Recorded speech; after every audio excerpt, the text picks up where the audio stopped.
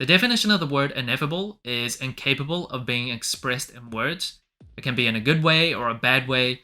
And I bring this up because some sneakers honestly make me feel that way. Like the UNC Blue, you just throw that on a shoe and I'm in love instantly. I love that color. I can't describe it. It is what it is. Another shoe, or should I say another collection of shoes that give me that same feeling is the washed aesthetic that you see on the Jordan 1s. The washed pink was one of my favorite pickups of 2023, not to mention the turbo greens and the hyper royals in the past. Those shoes are just indescribable, or should I say ineffable. And on June 10th, for $180, Jordan Brand is adding another Jordan 1 to that washed aesthetic category. Air Jordan 1 Washed Black.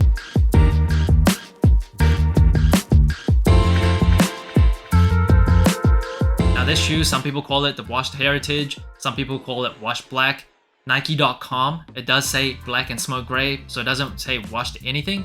However, I think the most common name now is Washed Black, so I'm just gonna go with Washed Black, at least for this video. And of course, like other Jordan 1s in that washed aesthetic, you see this kind of marble pattern on the suede overlays. So you almost see like white, distressed. I don't really know exactly what the best word to describe that look is, but when you see it, you know. And I love how that looks. Now, just putting it out there, I think out of those 4 washed aesthetic shoes that I mentioned earlier in the intro of this video, the washed pink, the hyper royals, the turbo greens, and now this, I think this might be the one for me. I really think this might be favorite one. That might be crazy, that might be controversial, because I know a lot of people love the turbo greens and the hyper royals, but as a simple man, as someone that likes just very simple colors, this is just right up there. I love the colorway of the shoe. Now, I do think this shoe will sell out pretty quickly, despite all the talk of Jordan 1's hype kind of decreasing, diminishing. And I think there's some truth to it, but a colorway this simple, I think it's gonna go quick. So if you can, I do recommend entering a few raffles. I don't think you'll be able to get these on sneakers very easily on June 10th. Now, this shoe has a base leather layer, and the leather on the shoe, it's actually pretty nice. It's not like this Nike Dunk Low or Air Force One crappy plastic leather. It's pretty nice leather. You can see the grain of the leather come through. And the gray suede overlays is pretty nice too. It feels just like the washed pink Air Jordan 1s. It's not the best. I don't feel like it's the smoothest suede that I felt. Still think, again, I say this every time, the Air Max 1 Ugly Ducklings, the suede on that is just so premium. It's not as good as that, but it's pretty nice. And if you notice, the gray on the ankle collar is a slightly lighter shade of gray. And I've been playing around with the suede on this shoe for like 10 minutes. And honestly, I don't know if it's my mind playing tricks on me, but I feel like the suede on the ankle collar is slightly smoother than the rest of the suede on the shoe. And I kind of prefer that. I prefer a smoother suede. It just feels more premium to me. I don't know, again, it might be my mind playing games on me, but I really feel like there's a slight difference. But overall, the material on the shoe, I'm pretty impressed. Isn't it kind of sick how Jordan Brand has programmed us, especially with the Jordan 1s, to expect very average materials? So when we get something that's pretty good, we almost praise them. That was always my approach to homework. Set expectations super low, so when you get like a B or even an A, oof, you're like a genius. And the Wings logo on the shoe is embossed. So on a lot of other Jordan 1s, it is a debossed Wings logo, which means it's like dented into the shoe. However, on the shoe, it's like sitting on top of the suede overlay. I don't know what I like aesthetically. However, I will say I really like just like running my hands over like an embossed Wings logo. Really, really nice. Now the midsole of the shoe is sail. Jordan Brand just couldn't help themselves. Definitely would have preferred an all white midsole. I think with a white base leather layer and shades of gray and black on the shoe, a white midsole would have just made the shoe look much cleaner.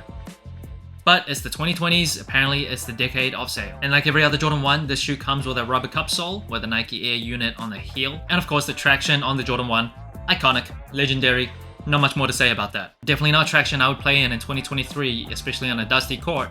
But in terms of just the traction pattern, iconic. Now the colorway of this shoe predominantly aren't even colors. It's just made out of white, black, and gray. Technically they're just shades.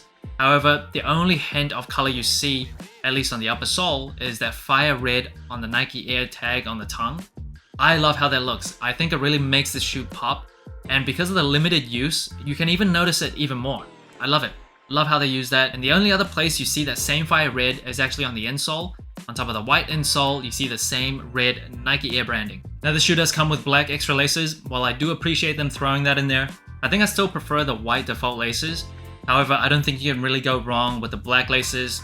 Doing a lace swap on the shoe won't make a huge difference. I think it'll look great either way. The box of the shoe, it is a Nike Jordan 1 box. However, you can see the aesthetic is slightly different. There's some like splatter all over the box. I really like how they kind of changed things up for this shoe. Unlike the Wash Pink, which was just like a Nike box, they did something special. I kind of like it. One thing I don't love, not Jordan Brand's fault, my box came slightly crushed. Now moving on to size and comfort, I'm a size 9.5 true to size. However, I do have wide feet, but for Jordan 1s, I always stay true to size. I feel like the Jordan 1 fits pretty well even as a wide footer. The arch doesn't come up too high where it hurts like flat wide footers. And I have gone up half a size in Jordan 1s before, and the way the shoe is built, when you go up half a size and the length, it's more roomy. The shoe, the toe box, it just creases real weird. It's ugly. Just trust me on this. Even if you have wide feet, I do recommend staying true to size. Just break the shoe in because you don't want that weird creased pattern. Now comfort wise, I set my expectations low for a Jordan 1. There's one Nike Air unit on the heel, barely any cushioning. It's a very flat feeling shoe, and remember Michael Jordan preferred it that way. He wanted to feel the NBA court as close to his feet as possible. So this shoe, I don't really blame them for it. They kind of built it for Michael Jordan. It was for his specifications that he wanted it to be flat. However, in 2023, with all the new technology, all the new shoes out there nowadays, you can definitely feel the difference. So if you don't like that flat feeling, the Jordan 1s, they're going to be tough on you. One thing I will say about the comfort of the Jordan 1s, the padding on the ankle collar, always very decent, always squishy, always soft. Despite the flat feeling on the rest of the shoe, the ankles at least, feels nice, feels protected. Now that brings the total sole score of the Air Jordan 1 Washed Black, or Washed Heritage, or Black and Smoke Gray as Nike.com calls it. Whatever you want to call it, the total sole score for this shoe is 16 out of 25.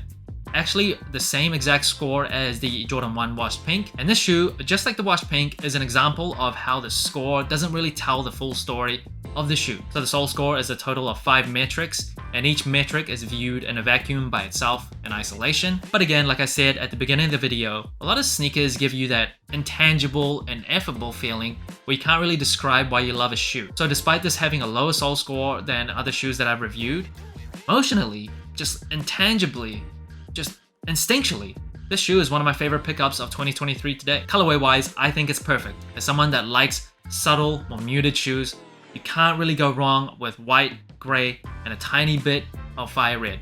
It's just, oof, it's beautiful. Material wise, pretty decent for a Jordan 1. However, nothing too spectacular. I honestly think, and I don't know if other people feel this way, I still think the suede on the ankle collar is slightly better than the majority of the suede on the shoe. Comfort wise, Jordan 1, there's not much to say. It's not a very comfortable shoe. And versatility wise, the Jordan 1, one of the most versatile shoes you'll ever find. You can wear it with pretty much anything. People wear it to weddings, people wear it to formal occasions, to the most casual occasions. It's just perfect, honestly. The silhouette is perfect. Colorway wise, because it is so muted, because it's just white and gray and some black, what else can you ask for in terms of versatility? There's nothing else. It's perfect. Storytelling wise, this is just a general release. It's just a colorway as part of a larger collection of colorways, and that washed aesthetic. There's not really a story to tell. Maybe in the future, Jordan Brand can make up a story for all these shoes that come under this washed aesthetic category. You know, they've made stories up before, or at least fabricated some stories and twisted the truth a little bit for better marketing. I don't see why they can't do that again. I just went through a bunch of sneaker releases for the month of June in a recent video, and honestly, it was kind of bleak. So I'm definitely glad that this shoe dropped this month. It's definitely my highlight of June, and the more I look at it, I think it could be a highlight of 2023. However, I will say one thing. I really hope Jordan Brand doesn't just oversaturate and overdo it with this washed aesthetic. Keep it irregular, keep it rare, keep it special. Do not keep it coming. So that's it. Thanks for watching Sole Inclined. Like, subscribe, comment, all the good stuff. Let me know what you think of the Air Jordan 1 Washed Black, Washed Heritage, Black and Smoke Gray, whatever you want to call it. And remember, tomorrow may never come, so wear your shoes.